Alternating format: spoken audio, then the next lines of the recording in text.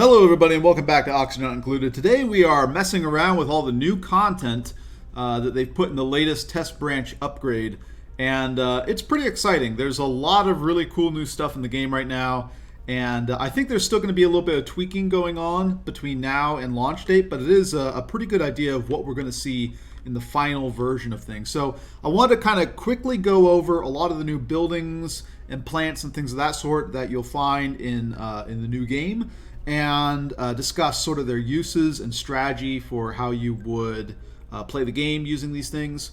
And then I wanted to show off some of the world gen dupe selection type stuff that's new as well. So you can ignore a lot of this. I've just been messing around with a lot of things. But let's start going into the new stuff. And in no particular order, let's start off with saltwater. Saltwater is a major new resource in the game. In addition, there's another form of effectively saltwater called brine, which has more salt in it. Both of these can be processed using the desalinator. The desalinator acts very much like a water sieve. Instead of processing polluted water, it processes salt water and brine, turns it into regular water. If you run, let's go ahead and unpause. If you run something like polluted water or water through a desalinator, it'll just go right through. Meanwhile, if you run salt water in, basically what will happen is it will turn that into water and start accumulating salt in your desalinator. So kind of like the water sieve, where every once in a while you need to come by and deliver some sand. That way it can turn it into dirt. Here, you don't need to deliver anything, but once this reaches 1 ton of salt, the machine will stop, and you'll need to have a dupe run over and remove the salt from it. We already see a little bit of salt lying on the ground from when I've kind of deconstructed and reconstructed this thing, just playing around with it. But basically water, polluted water, normal stuff just passes right through. Stuff with salt content gets purified into water. There's kind of a weird issue with stacking in that salt water, and brine all have the same density in the game, so you can kind of have some weird things happen with that. Right, I've kind of been testing around various stuff over here, right? I have salt water, I have water, I have brine. There's no real rhyme or reason to where these things end up. This is just basically where I stack them. They just stayed that way. What else? Water sieves will also pass salt water and brine through them, just like they would normal water. So this kind of the reaction is mutual, right? This passes polluted water and water through it just fine. The water sieve will pass salt water and brine through it just fine. So if you basically have a desalinator and a water sieve kind of connected together, you'll be able to process polluted water, salt water, all that stuff really readily. Another big thing that has been introduced into the game is these arbor trees. This is a whole new actual starting biome that they have. And these trees take 35 kilograms of water per cycle. They take a little bit of phosphorite as well. But every 4.5 cycles, they will produce 2,100 units of lumber. I don't know where quite all the lumber is gone, because this is not the full drop, I don't think. Although maybe I need to do a little bit more testing. But that lumber can be run through an ethanol distiller. This is just temporary art. They're using the algae distillery.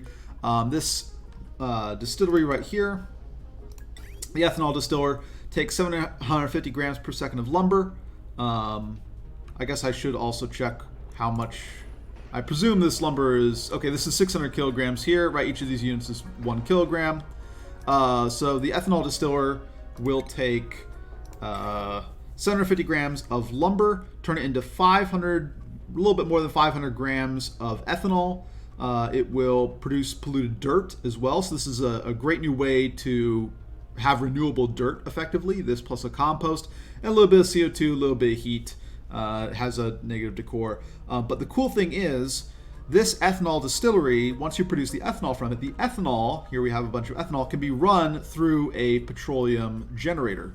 Not sure how I want to do this thing, but we got rid of this battery for a second and replaced it with just another battery, I guess, like so. You can see it run. It's using the ethanol being pumped into it from this liquid pump. And this petroleum generator very interestingly, hasn't changed at all. So it's going to produce, for every 2,000 grams per second of now combustible liquid, it produces 750 grams per second of polluted water, 500 grams per second of carbon dioxide, which means that basically you can take this tree right here, you can feed polluted water into it and some phosphorite, which you can get from just ranching Drecos or something like that. There's tons of phosphorite around the map. You can produce lumber from it. You can take that lumber, put it into an ethanol distillery, right? Take the ethanol from the ethanol distillery, run it into a petroleum generator, and the petroleum generator with that ethanol that you've produced is going to create more polluted water than you used to water the tree, right? So there's an interesting kind of virtuous cycle that goes on where you can generate effectively infinite polluted water, infinite power, once you've kind of got this setup going. And this isn't really that far down on the tech tree, right? Petroleum generators are just in fossil fuel. I think that's a tier 3 tech. So pretty quickly, pretty early on, if you're playing in one of these forest maps where they have arbor trees in them, you'll be able to set up a cycle wherein you plant a bunch of trees, water them with polluted water, create your ethanol, run the ethanol in your petroleum generators, power everything that you want to power in your base, use the polluted water to then fuel the trees again. And there's no real process here that requires a lot of heat management either. Petroleum generator outputs its outputs at the temperature of the petroleum generator, so as long as you keep that relatively cool, you should have a pretty easy time keeping your base cool with this entire process as well. So really interesting that now it's sort of possible on a lot of the maps, and I'll get to the new maps that they have in a bit, but on a lot of the new maps, it's possible to just have infinite dupes, no problem, just have a large enough tree farm, and it'll generate in the process pretty much all the energy that you'll need in the form of these petroleum generators, all the water that you need, because these petroleum generators are generating more water than the inputs cost to create. And also because this ethanol distillery is going to produce a lot of polluted water, not polluted water, polluted dirt.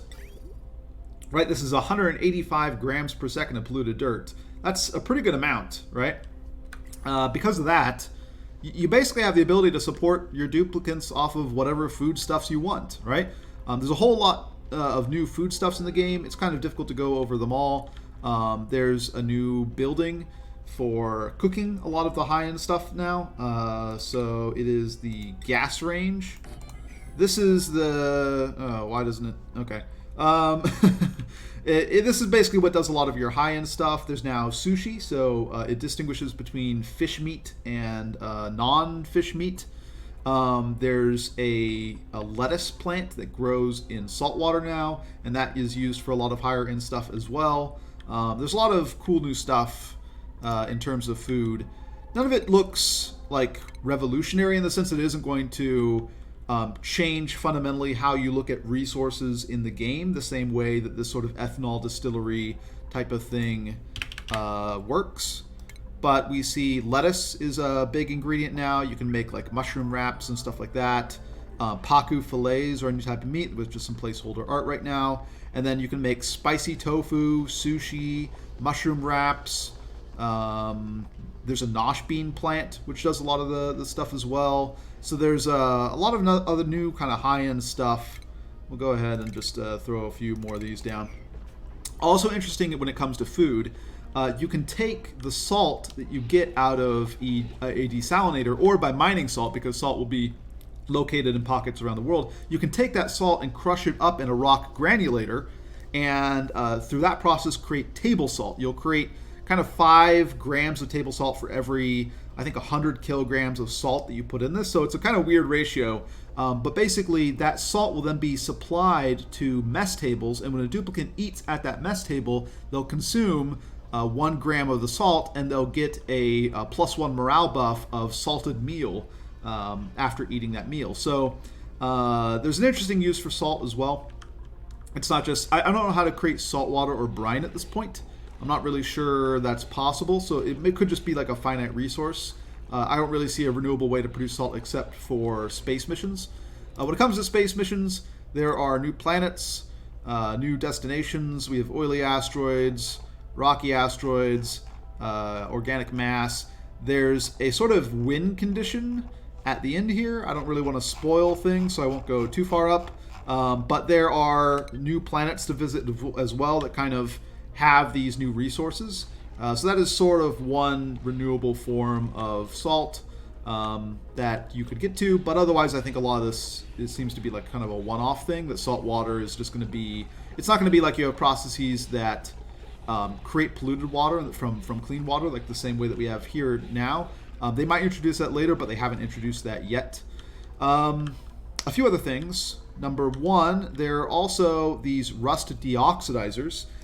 These rust deoxidizers take salt and rust, and they produce oxygen and chlorine. Mostly oxygen. This is around, I think, 550 grams per second of oxygen that it'll produce. So one of these can supply, or basically two of these can supply 11 duplicates pretty easily. They produce things at the temperature of their inputs as well, so there's no major heat management things that you need to work with right now. Just pretty standard. You'll go and you'll dig out some rust. Most of the rust biomes that I've seen have been fairly cold, so it's likely you're going to be producing a lot of really cold oxygen in the process. And the chlorine you can just filter out with a mechanical filter, or just leave it to kind of settle somewhere in your base. Not too big of a deal. Other issues, other things that I have noticed. There's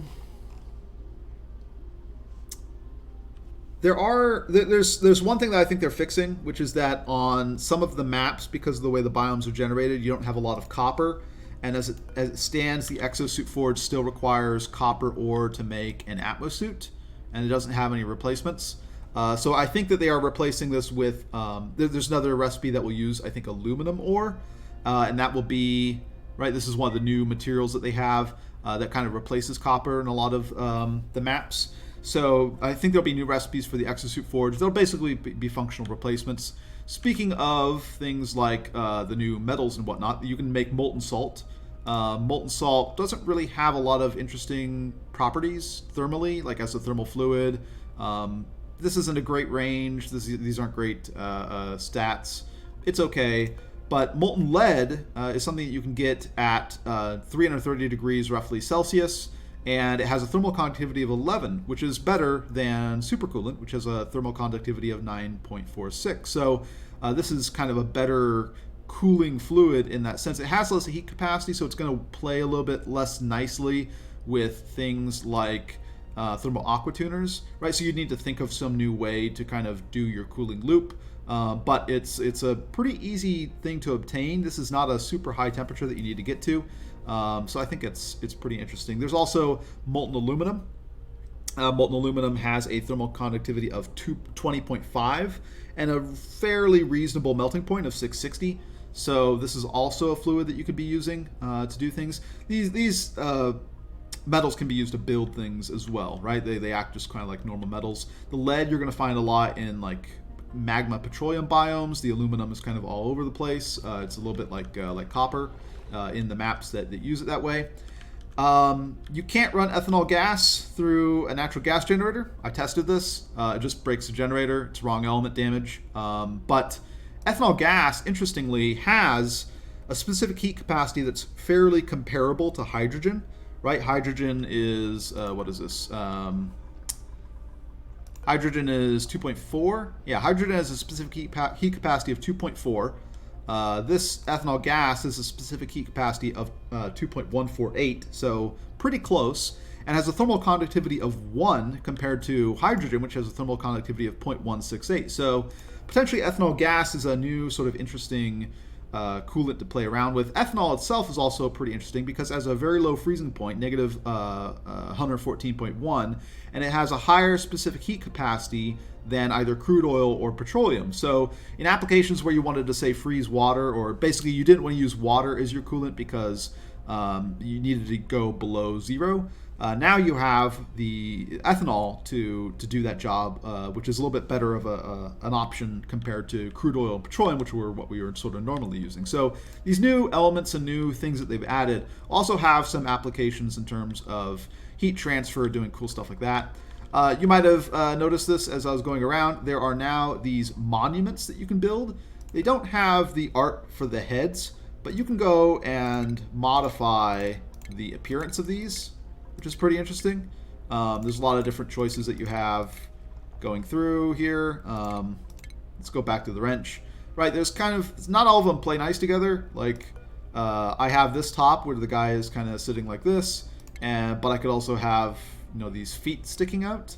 So I'm not sure how exactly they're finagling that, but yeah, lots of interesting stuff that we can do with these. These are sort of for like achievements in the game. Building a monument is sort of the moment where you successfully colonize the asteroid. I'm not exactly sure if there's sort of an in-game relevance to these achievements, or it's just achievements for achievement's sake.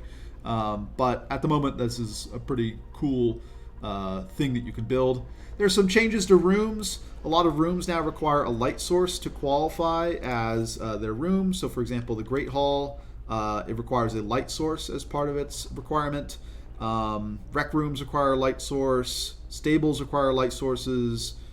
Interestingly, greenhouses where you grow plants don't require light sources. So, but power plants, hospitals, massage clinics, mess halls don't have it, but great halls do. Bedrooms need it as well. I guess they don't. Interesting. I thought bedrooms did. But washrooms do. Right, so you need to put a light in your bathroom. This light doesn't necessarily need to be on. And that's kind of a good thing because also duplicants will not sleep in lit areas now. They require dark areas unless they are a loud sleeper, in which case they will be able to sleep in dark areas. Duplicants also work faster in lit areas. Not by much, but by enough, I guess.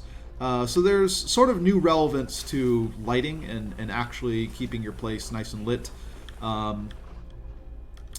Other than that, what else do I want to think of? Temperature doesn't have any application to lumber. You can't heat it up. You can't do anything. It's just one of these objects that doesn't have temperature. Discussed salt. Potted plants also no longer count as decor items for room requirements. You need an actual sort of decor thing. So this marble block is doing the job for this. But if I were to remove this marble block, if I get rid of this, then even though these potted plants over here have a decor plus 25, they don't count as a plus 20 decor item. So there's that going on as well. That's kind of nice though. I like having these marble blocks. These seem like a pretty nice thing to put in a lot of these areas. I had some fish in here. The fish don't count. So they don't count as any sort of decor thing. Also, if you put shine bugs in here, they don't count as a light source. It needs to be an actual ceiling light or a lamp. Or the printing pod, that counts as well. We've tested this. What else? I think that's about it. Okay, so I think I've covered pretty much all the stuff I want to cover just in this sort of testing thing over here. And next, what I want to do is go back to the main menu. I'm going to start up a new game and show you just all the different options that you have now when it comes to building where you build, what you do, the biome that you start in, selecting your duplicates. Here we have Terra, which I think is basically the default. This is what we've been doing for a while now. There's a number of other ones. Verdante. This one has a lot of sort of these biological biomes. Arborea, which is sort of a tree-based biome. There's Badlands, Rime. This is basically a frozen biome, or like everything's frozen. This is maybe one of the hardest ones in the game right now, I think. There's Iridio, so pretty hot. Oases, which is basically a lot of sand surrounding you with a little bit of water, usually in like a subsurface sea. I'll do a spawn one with a subsurface ocean and we can see that. Volcania, basically the magma biome is pretty much right underneath your starting biome, or at least there's a lot of volcanoes and magma pretty close by underneath, but a lot of the stuff above is pretty normal. And then Oceania, they put this one as slim chance of survival, but saltwater is a resource just like polluted water. It's maybe even a little bit better than polluted water because of the applications you have for using salt. So I don't think this one is actually that hard. I think kind of the harder ones are actually Rime. I think this one and Oceania should basically switch places. But to show off the new starting biome, because basically you have two different types of starting biomes. You have sort of your standard biome that we've been dealing with, and then this new one. Arborea is one where you'll start off in that new forest biome. Also, you can re-roll this, and the things that they have in it will change. So there's subsurface oceans, rich metal deposits, medium boulders, small boulders. I'm not actually a fan of these boulders. The boulders are basically just large chunks of obsidian in your map, which are kind of boring, I guess. But let's do one with like a subsurface ocean and maybe a geode. Can I get subsurface oceans and geodes? Just so I can show off both of them. Alright, this one will work. And let's go ahead and start game. And so you have a lot of new interesting features. There are basically 3 new biomes. There is the forest biome, which is replaces the starting biome on some maps. You have these ocean biomes with a lot of salt water in them.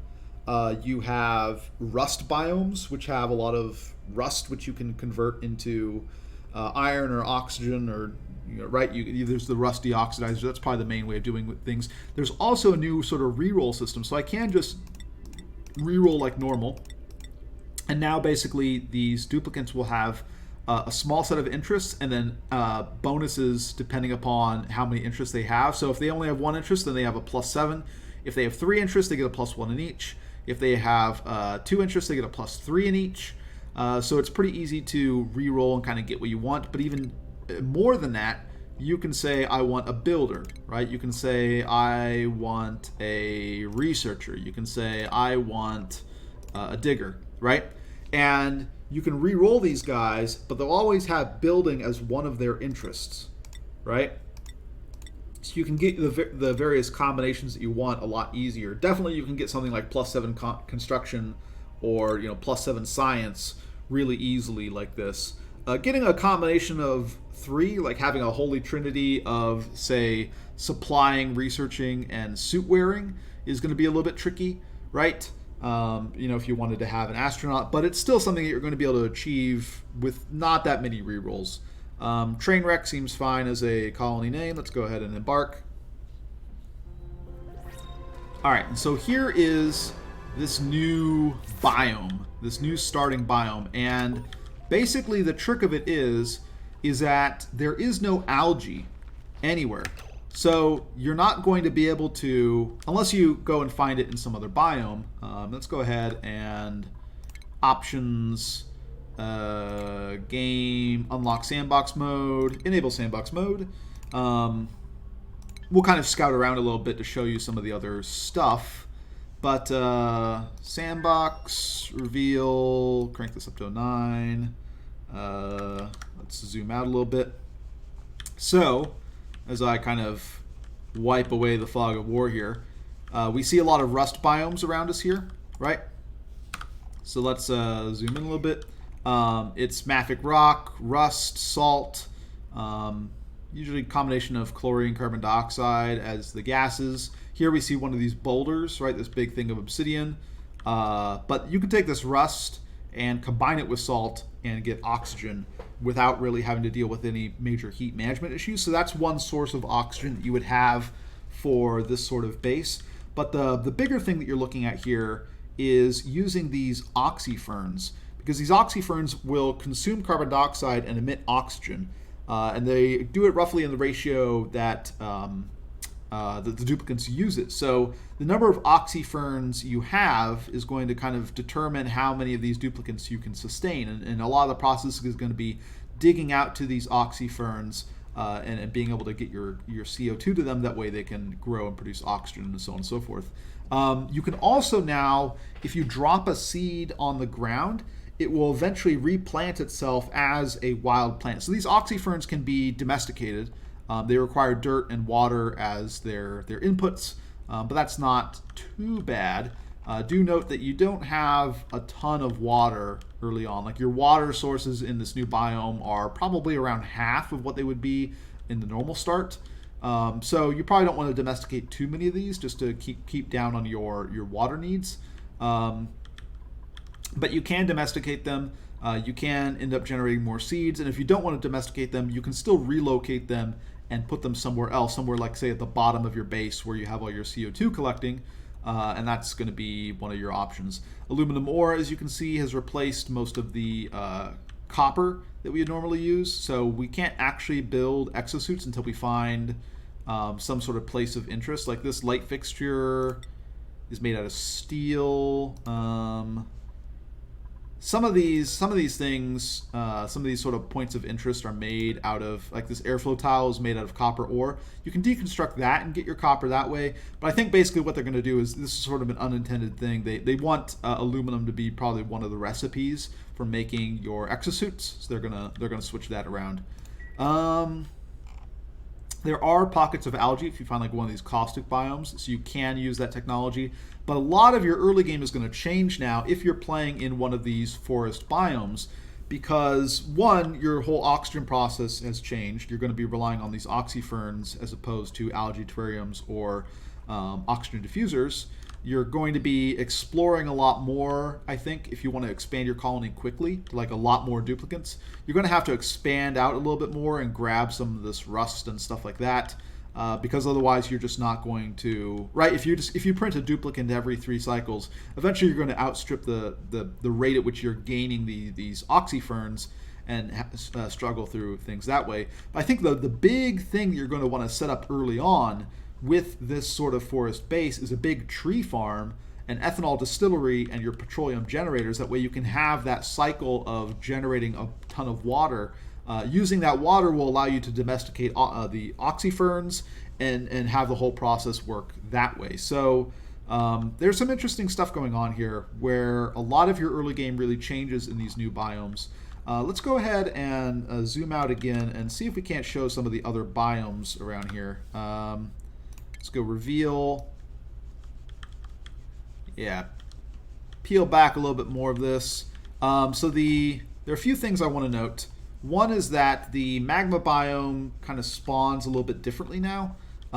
There aren't really, before it was sort of this sawtooth pattern, right? Just like tooth, tooth, tooth, tooth, tooth. Now it's a little bit flatter, kind of more even, right? The petroleum biome kind of sits above it. You have lead now as one of the elements in this petroleum biome, along with diamond, igneous rock, a lot of your kind of standard stuff. But that's where you're going to find your lead. Go back to revealing stuff. You have a spiral of salt and rust. Interesting. I don't know how to create rust. I'm not sure it's something you can create. Salt is something you get from salt water, but I don't know how to create salt water yet, so I'm not sure you can.